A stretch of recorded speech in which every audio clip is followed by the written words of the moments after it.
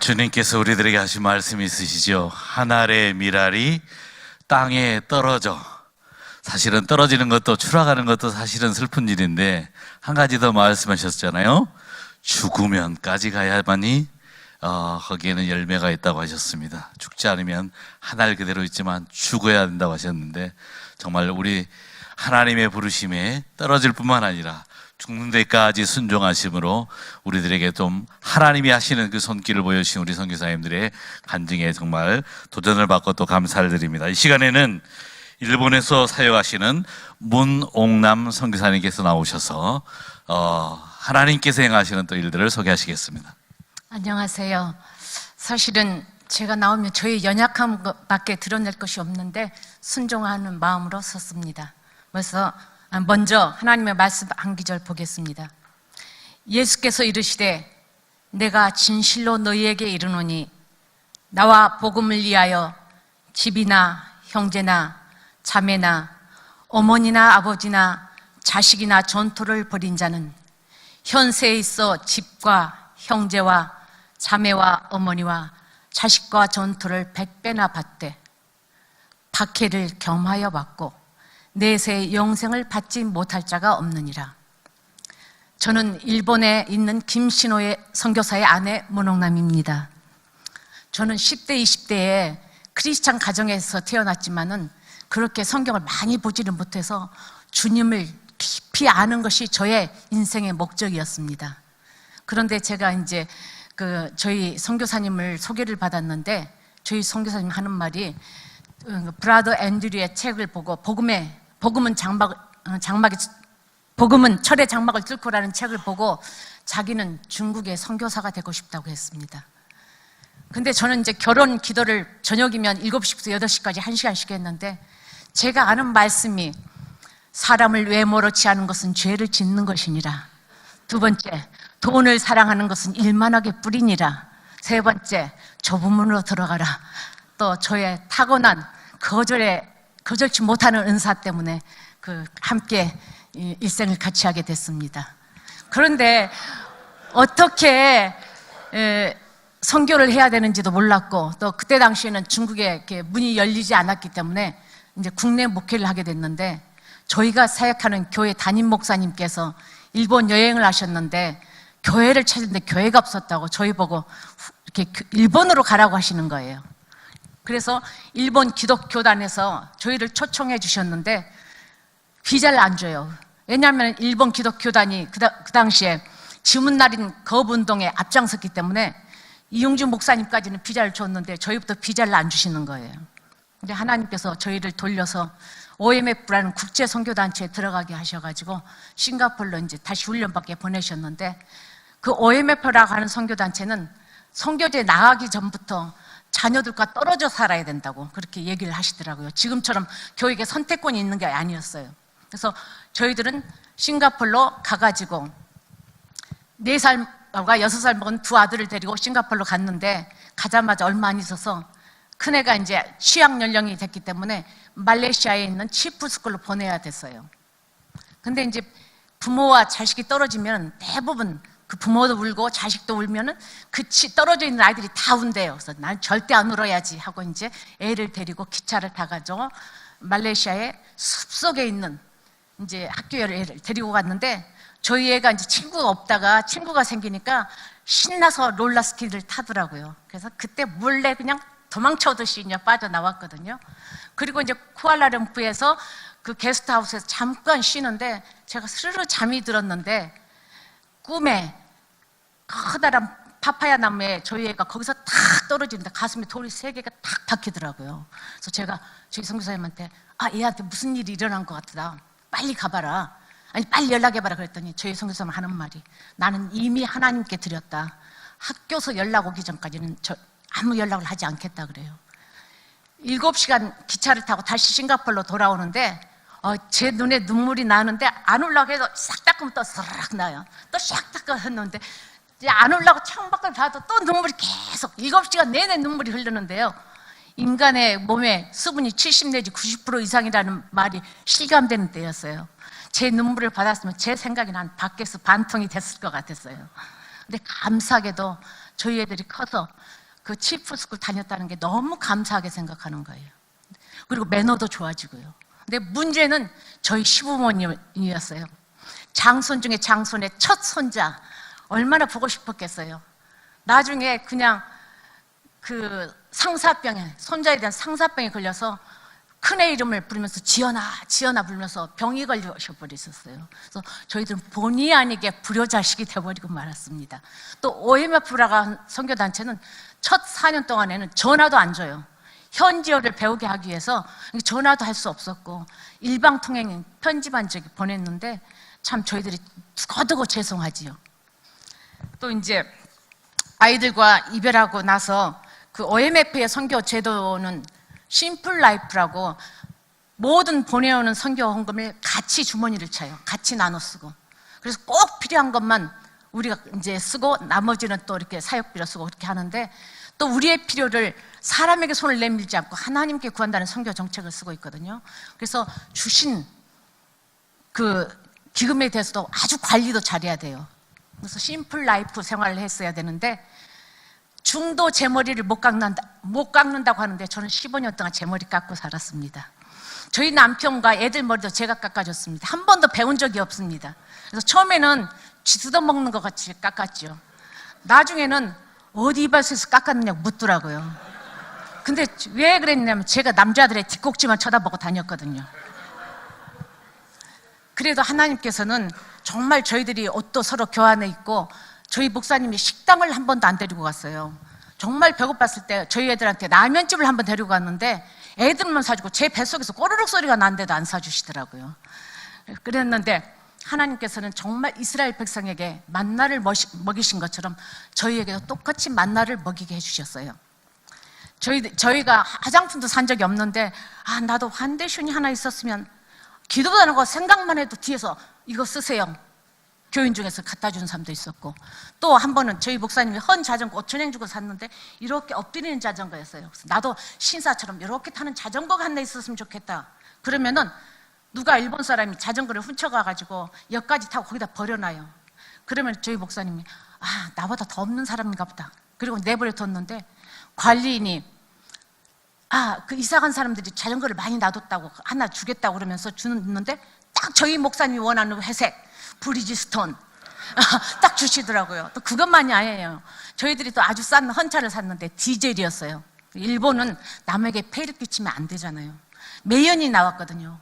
나도 그 휘발유 자동차 하나 있었으면 좋겠다 그랬는데 그 유학생이 자기 아내가 한국에 있는데 방학 때 왔다고 차를 빌려달래요. 근데 빌려줬는데 그냥 상대방 100% 가실로 자동차 사고가 나서 저희 차가 폐차가 됐어요. 사람은 하나도 안 다쳤어요. 근데 그 차가 일본 돈으로 150만 원밖에 15만 원밖에 못 받을 돈인데 그런 차인데 그 유학생이 이건 차금도 마치고 내가 똑같은 차를 돌려줘야 된다. 똑같은 차로 배상을 내라니까 그 50만 원, 500만 원을 주셨어요. 그래서 휘발유차로 살 수 있었거든요. 또 한 번은요, 저희들이 이제 애가 일본의 치프라는 학교가 말레이시아와 일본 홋카이도에 있거든요. 그래서 저희 애들이 이제 홋카이도로 왔는데 저희들은 이제 선교 30년이 넘었는데도 애들과 내내 떨어져 살았어요. 근데 이제 홋카이도에 있는데 부모들이 원래는 1년에 한 번씩 방문을 해야 돼요. 근데 저희들은 방문을 못 했는데 졸업 때는 꼭 오너라 그래요. 근데 비행기 값이 없었어요. 그래서 기도를 했는데 어느 날 저희 전화번호를 사겠다고 누가 전화가 왔어요. 50만 원에 사겠대요. 그래서 목사님과 제가 우리는 돈 욕심내지 말자고 그냥 팔지 말자고. 근데 왜 전화번호를 원했냐면 저희 전화번호가 7008이었는데 야츠 나오야였어요. 나오야란 말은 고치는 집이란 뜻이거든요. 근데 그 수도 고치는 사람이 온 전국에가 다 있는데 저희 지역에만 그 번호가 없대요. 그래서 저희 번호를 달라고 했는데 저희가 얘기했지요. 이거는 공적인 전화번호다. 세계에 또 알려져 있고 이거 드리면은 저희가 굉장히 불편하다. 못 드리겠다고 얘기를 했었거든요. 근데 가을에 부탁을 했는데 저희들은 팀 선교를 해요. 근데 봄에 저희들이 영국 선교사가 안식년을 가니까 영국 선교사 집으로 옮기게 됐거든요. 그래서 그 번호가 필요 없게 됐어요. 그래서 저희가 드리겠다 그랬더니 2배로 100만 원을 주시더라고요.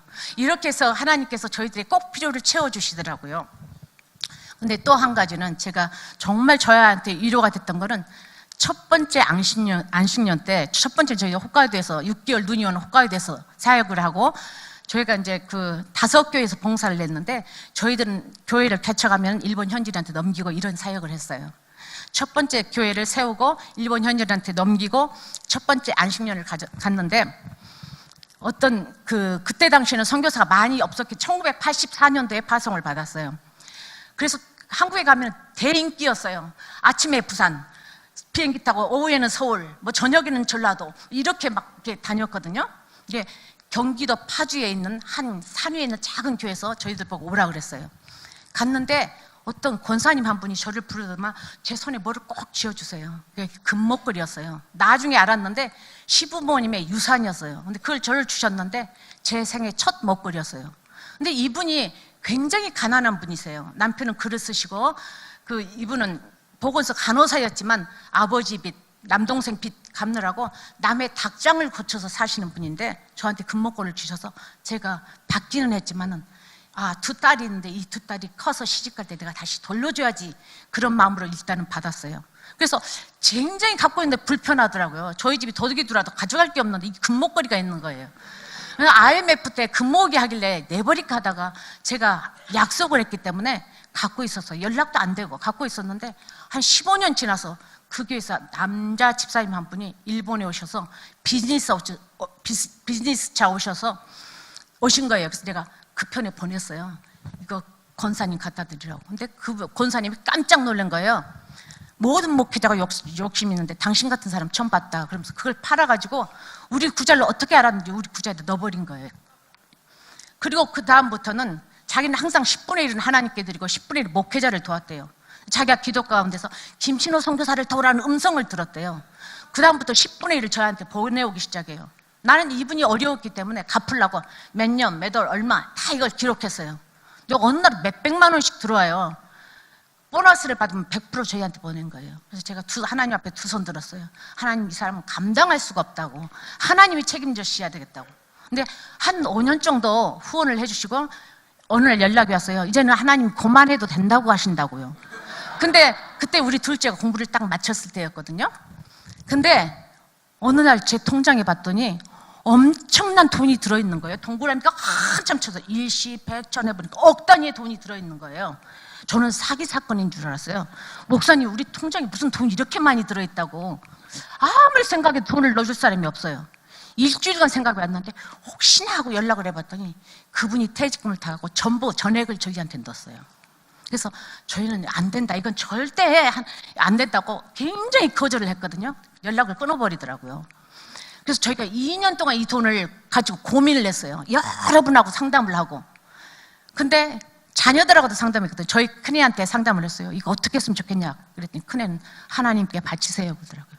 둘째는 돌려주세요 그러더라고요. 근데 이제 저희들은 이분이 신학을 하고 있었기 때문에 이분을 위해서 일본에 작은 집을 사서 이렇게 성사를 불러야 되겠다 그러고 얘기를 했더니 자기는 일본 서명이 아니래요. 그래서 절대 자기하고는 상관없는 돈이래요. 그래서 너무 고민하다가 한국에서 많은 돈이 일본에 와도 작은 돈이 돼버려요. 환율이 15대 1이었거든요. 그래서 하나님께 저희 목사님 기도하기 시작했어요. 하나님, 이걸 하나님께 드리고 싶은데 9대 1로만 떨어져도 내가 드리겠습니다. 기도했는데 딱 떨어지기 시작하더라고요. 9대 1로 딱 떨어졌어요. 그러니까 이거 드리겠다고. 그러니까 제가 8대 1로 떨어질지 몰라, 기다리세요 그랬더니 저희 목사님이 아니라고, 나는 8대 1로 떨어져도 하나님하고 약속이 있기 때문에 드리겠다고. 그래서 지금 5번째 교회에 건물 살 때는 하나님이 전에 꼭 건물 살 돈만 주시더라고요. 근데 론으로 이렇게 리폼을 냈는데 그 돈의 빚을 다 갚았어요. 그래서 빚이 없는 교회로 할 수 있었어요. 근데 이 권사님이 지금 그 월세도 못 내고 쓰레기를 주워 먹고 살으세요. 근데 어떻게 알게 됐느냐면은 아침에 운동 나가다가 쓰레기통에서 주워 먹으니까 어떤 분이 보시고 먹을 걸 일부러 랩을 씌워서 갖다 놓고 이렇게 하셨던 거예요. 예, 근데 본인은 이게 뭐 하나님이 꼭 먹고 싶은 거 다 주신다고 간증을 또 하시더라고요. 그랬고, 이제 저희 아이들은 하나님께 드렸는데, 저희 안식년 때 한 2, 3년 저희들은 같이 살 수 있었어요. 내내 같이 못 살았어요. OMF 선교부에서 둘째 텀에 나이 들면 공부 못한다, 2년의 연구기간을 줄 테니까 미국 가서 공부를 해라고 기회를 주셨어요. 그때 처음으로 저희 애들하고 같이 살게 됐거든요. 근데 저희 애들이 그 치프 스쿨이 1학년부터 6학년까지 다 해서 12명밖에 안 돼요. 근데 미국에 오니까 이제 큰 학교에 왔잖아요. 그래서 큰애가 그러더라고요. 내가 학교에 와봤으니까 1등을 해봐야지 그래요. 그래서 저는 이거 흘려들었어요. 근데 진짜 10학년이었는데 큰애가 10학년 1등 하더라고요. 11학년 때도 1등 하더라고요. 근데 나중에 간증 들으니까 얘가 잘한 게 아니라 우리 엄마가 너무 고생을 해서 효도하려고 공부밖에 없다 해서 죽도록 공부했대요. 그리고 이제 2년 딱 마치고 11학년 마치고 돌아오려고 딱 짐을 쌌는데 학교에서 깜짝 놀란 거예요. 아니 미국은 12학년 때 대학 원서를 쓰는데 너는 왜 가느냐. 그러니까 우리는 선교지를 떠나면 학비를 안 도와줍니다. 그러니까 최고 장학금 줄 테니 가지 마라 그래요. 근데 그 최고 장학금이라는 게 기숙사비건 학비건 다 무료인 거예요. 형제간에 어떻게 헤어지느냐, 동생도 다 무료인 거예요. 그래서 하나님께서 공부를 시켜주셨거든요. 대학도 전액 무료, 의대에 1등으로 합격해서 학비 무료, 기숙사비 무료, 용돈까지 다 주셨어요. 그래서 저희들은 학비 하나도 안 내고 미국에서 교육을 시킬 수 있었습니다. 그런데 이제 자동차가 없었어요. 얘가 한 번도 불평해 본 적이 없어요. 방학 때 왔는데 저희 교회 권사님이 재벌이시거든요. 근데 저희 권사님 물으셨대요. 너 자동차 있냐 그랬더니 없는데요. 그러니까 미국은 차가 발인데 어떻게 자동차 없이 사느냐고 그랬더니 영적으로 유익했어요. 그렇게 대답했대요. 권사님이 감동을 해서 차 사줘 버리셨어요. 그리고 이제 감사하게 우리 큰애가 의대를 가가지고 그 의사고시에서 1.5% 이내에 의수 성적으로 의사고시에 합격해서 9나라의 의료 선교 다닐 수 있었고 또 그 환자들이 뽑는 모범의사상도 받았고 노스캘리포니아에서 모범의사상을 받아서 지금 의사 500명에게 강의를 하고 있습니다. 또 제가 이제 그 선교하는 데에 또 가장 힘들었던 한 가지는 이제 새 교회는 개척해서 다 넘겼는데 네 번째 교회는 그 제일교포 중심의 교회, 그러니까 한국 사람이지만 한국말을 못하는 일본인 같은 사람들이 세웠던 80년 된 교회를 맡게 됐어요. 일본에서 두 번째, 그때 당시 오래된 교회였는데, 근데 거기서 7년을 사역을 했는데 교회가 사람을 키우지를 못했어요. 그래서 사람을 키우자고 약속을 했는데 전도사님이 저희가 다 신학교에 변해서 키웠는데 전도사님이 정의감이 강해서 다혈질이세요. 아마 장로님한테 한번 대들었나 봐요. 저희들한테 저 녀석 내보내라. 내보내지 않으면 당신도 이 교회 있지 못합니다 라고 말을 했어요. 저희 목사님이 저한테 그래요. 아무래도 내가 이 교회를 그만둬야 될 것 같으다. 내가 싹꾼 목자가 되는 기분이다 라고 그렇게 말씀하세요. 다른 때 같았으면 제가 한번 기도해 보십시다 했을 텐데 그날은 주님의 말씀이 강하게 제 머리를 때리는데 친구를 위하여 목숨을 버리면 이에 더 큰 사랑이 없느니라 그 말씀이 들렸어요. 그리고 분명히 키우겠다고 약속한 걸 제가 봤는데 남자가 일구이연하면 안 돼 그런 생각이 들어서 사표 내십시오. 저희 목사님이 또 아들한테 편지를 쓰더라고요. 아들아 내가 아무래도 이 교회를 그만둬야 되겠다. 저희 아들이 하는 말이 아빠는 그 교회를 진즉 그만뒀어야 돼요. 아빠는 가까이 있어서 잘 몰라요. 저는 멀리 있기 때문에 더 객관적으로 잘 판단할 수가 있어요. 아빠가 더 그 교회에 더 계시면은 아빠는 판단력을 잃게 돼요. 아빠가 그 교회를 그만두시면 두 가지 염려가 있을 거예요. 첫 번째는 교인에 대한 염려가 있을 텐데 그건 하나님께 맡기세요. 두 번째는 자기들에 대한 염려가 있을 텐데 제가 돈을 벌어서 동생을 가르치겠습니다. 아빠 십자가를 지세요. 기쁨으로 십자가를 지세요. 그러니까 뭐 아내가 지원했겠다, 아들이 지원했겠다. 그날로 사표를 써서 설교하고 딱 사표를 제출했는데 저희들이 갈 데가 없더라고요. 책만 우리가 전도했던 조선족 집에 맡겨놓고 가방 들고 길거리에 나섰는데 일본을 떠나버리고 싶은 생각이 들더라고요. 그러나 우리 주님도 머리 둘 곳 없으셨잖아요. 근데 어느 술집에서 이렇게 하시는 분이 저희를 만나고 싶대요. 근데 저희에게 하는 말이 저희 방 3개짜리 과분한 집이 자기한테 주어졌다. 근데 29살 먹은 남동생이 있는데 이 동생을 데리고 좀 살아주라. 주님을 위해서 제가 쓰고 싶은데 그래야 자기 죄가 씻어진 기분이다. 이렇게 얘기해요. 그래서 저는 자기 죄가 씻어진 기분이다. 이 말 때문에 이제 그 집에 살아줘야 되겠구나 하고 들어갔거든요. 나중에는 첩대고 사는 그런 기분이 들 정도로 두 사람을 제가 모시고 7개월을 살았습니다. 근데 그 집에 들어갔는데 그 아파트에 목사가 들어왔다 그러니까 그 아파트 주인이 일본 사람이 저희를 좀 만나고 싶대요. 그래서 만났더니 상처를 했는데 자기가 제일교포 여자한테 프로포즈를 했대요. 그랬더니 예수 안 믿어서 싫다고 그랬대요. 도대체 예수가 뭔가 싶어갖고 우리한테 들어보려고 만난 거예요. 그래서 저희들이 복음을 전했죠. 그랬더니 그거 나쁜 것이 아니네요.